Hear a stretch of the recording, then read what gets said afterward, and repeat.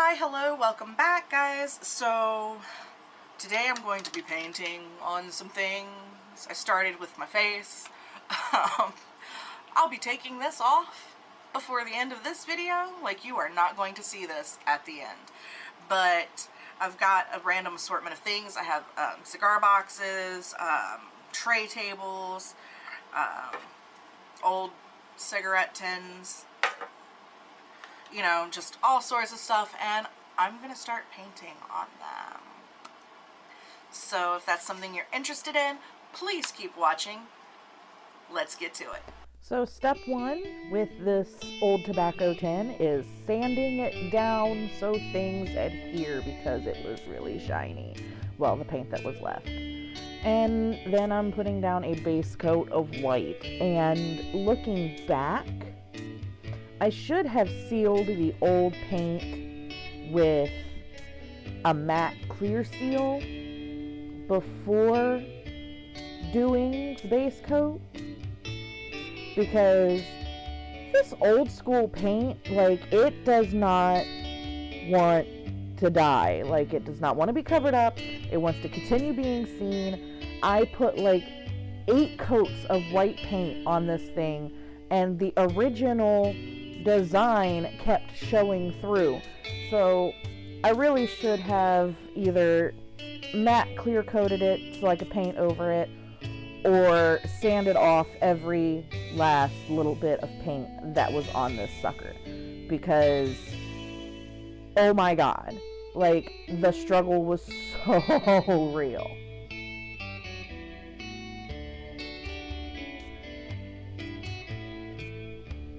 See, look, there it is. It's peeking back through again. This was after like coat 5? Maybe, I don't even know how many coats of white I did at that point. But it just kept peeking through.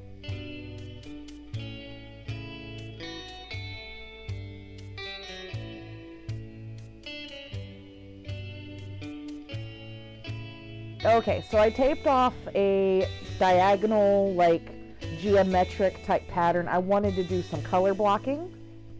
I custom mixed a pink, a light purple, a light blue.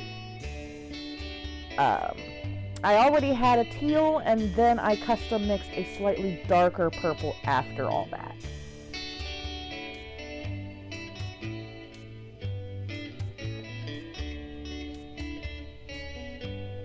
So I'm just going to start out with the areas that are already masked off, and I do a couple of coats of each color in each section, just to make sure that it's as opaque as possible. But again, the design even started showing through that. I mean, seriously. This old school paint is something else. I want to know what they were using, because this stuff is indestructible.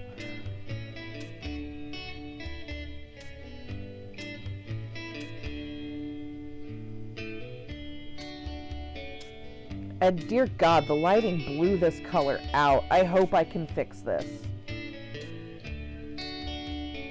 so that you guys can see it better. If not, you'll see it in the pictures.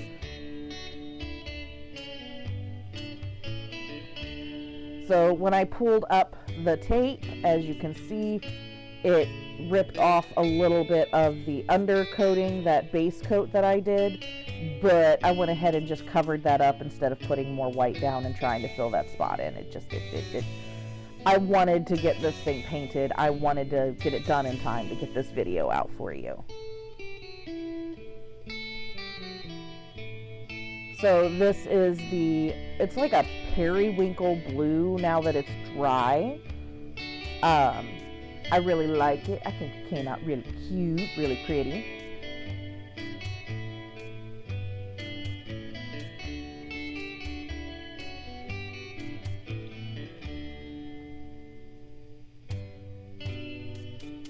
This is the lighter purple.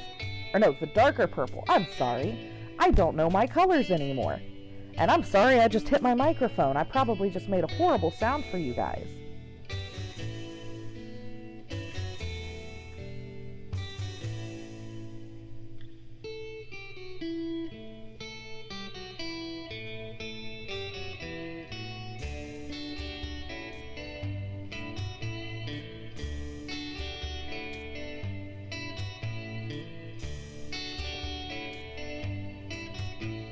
If you guys can hear me drinking, I'm sorry. I'm drinking this AHA sparkling water because I heard people say it was really good, but the aftertaste on this stuff is not good and the flavor is not strong enough. Like, it's bad. Oh, there's that teal. I told you I had this teal already. But if you guys want sparkling water that actually tastes good, take your butts to Walmart and get the Clear Canadian. It comes in 12 packs in cans, and the flavor is incredible. It doesn't have that sharp, dry aftertaste. I'm trying to get off the soda, you guys, and so far I've been successful because of this stuff.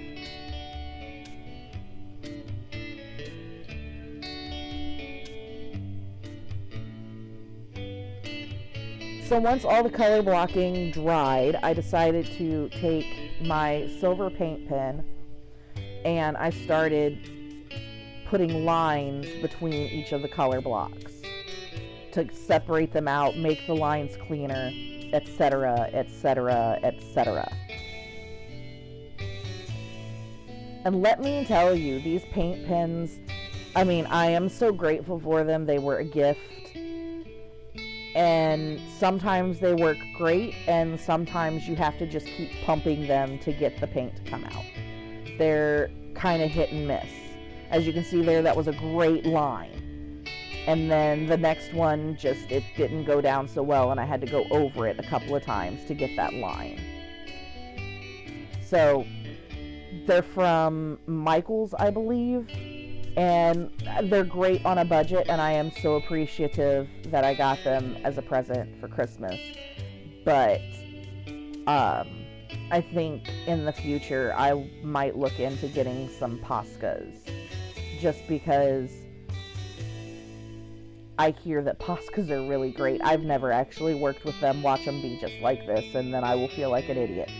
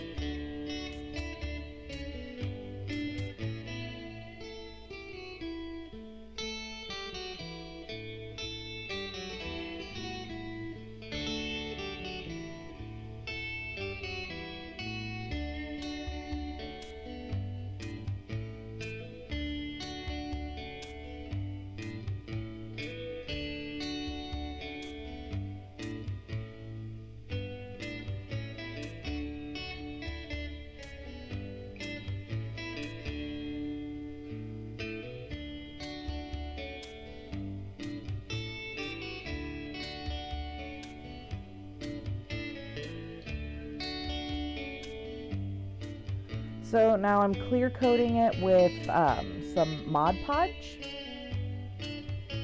This is the shiny, the glossy Mod Podge.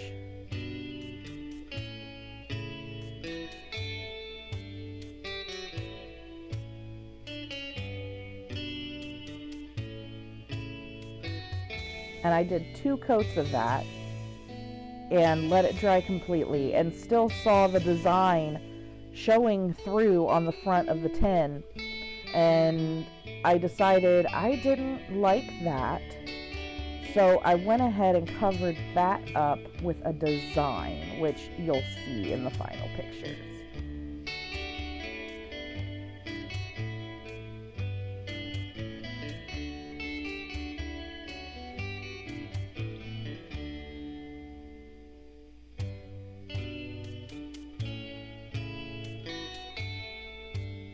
Here's the back and the front.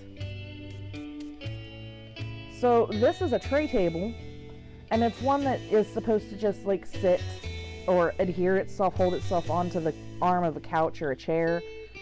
And we have cats, so they wouldn't leave it alone, so it didn't do us much good as a little tray table.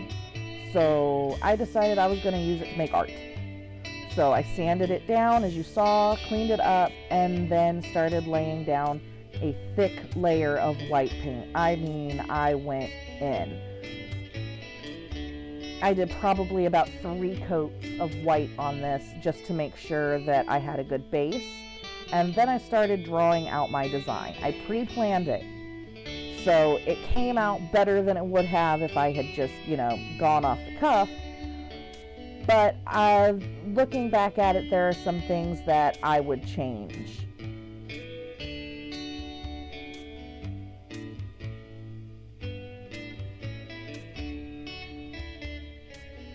I custom mixed all the colors.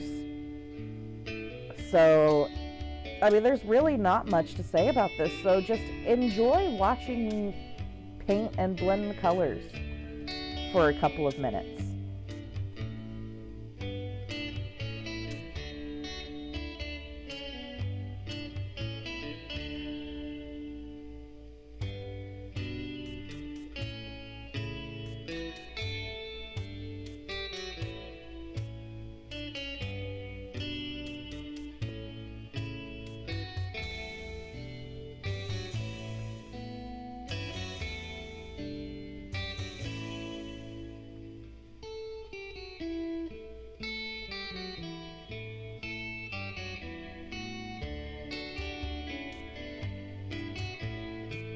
I decided I was going to do a cherry blossom tree against a night sky, reflecting into a pool of water. I was really going for it here. I wanted to do something incredible. I overestimated my abilities. Don't get me wrong, I love the tree, and like the top half I love. It's the reflection that I'm not too happy with, but I love the top.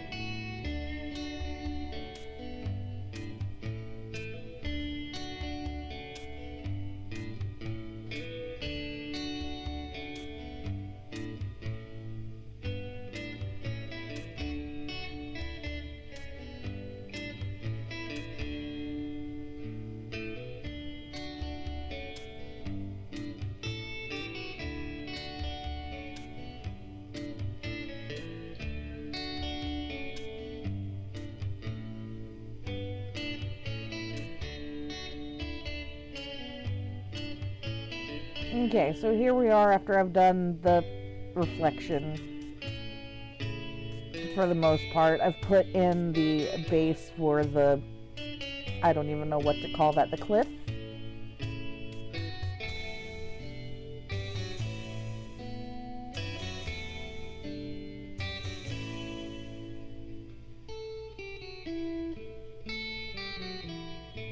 Trying to add a little bit of definition to the cliff. Make it look a little more jagged. You guys, this is my first attempt at doing nature scenes. So now I'm going along and I'm putting a rim light on the tree. I don't know why, I just thought that, with it being a night sky, I thought a rim light on the tree would be really pretty. And I don't know why I'm doing it all the way up the branches, because by the time I'm done, you don't even really see the top branches. They're there, but you don't really, see them.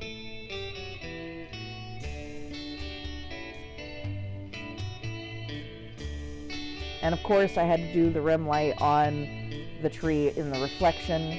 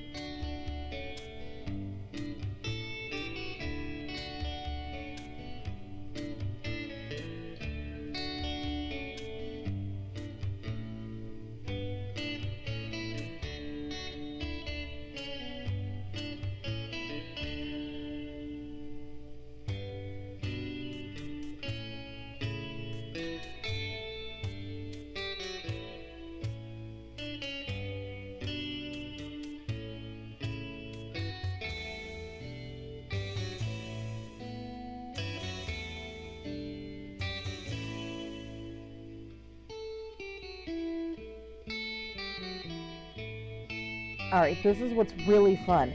Putting in the cherry blossoms. I took like 15 Q-tips, wrapped them together, and dipped them in the paint, and then started pressing that down to create the cherry blossoms. And I went with a light pink, a light purple, and I just went back and forth between those two colors to get variations in the cherry blossoms. And then took a paintbrush and did just little cherry blossoms floating across the breeze.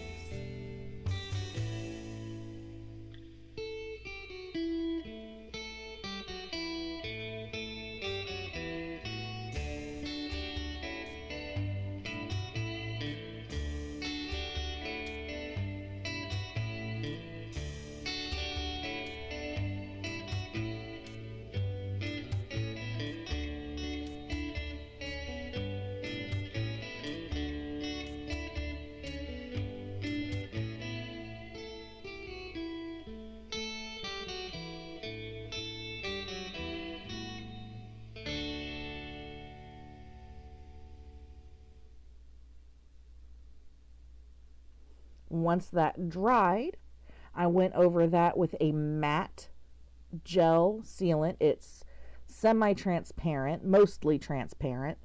I knew it was going to dull things down a little bit, but I wanted that matte appearance.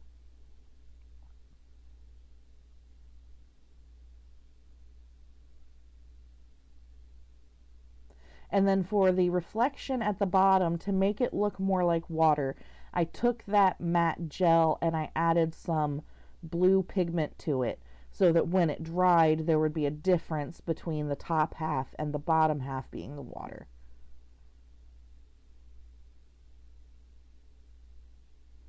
And here it is finished. So thank you guys for watching. As always, like, subscribe, and I'll see you next time.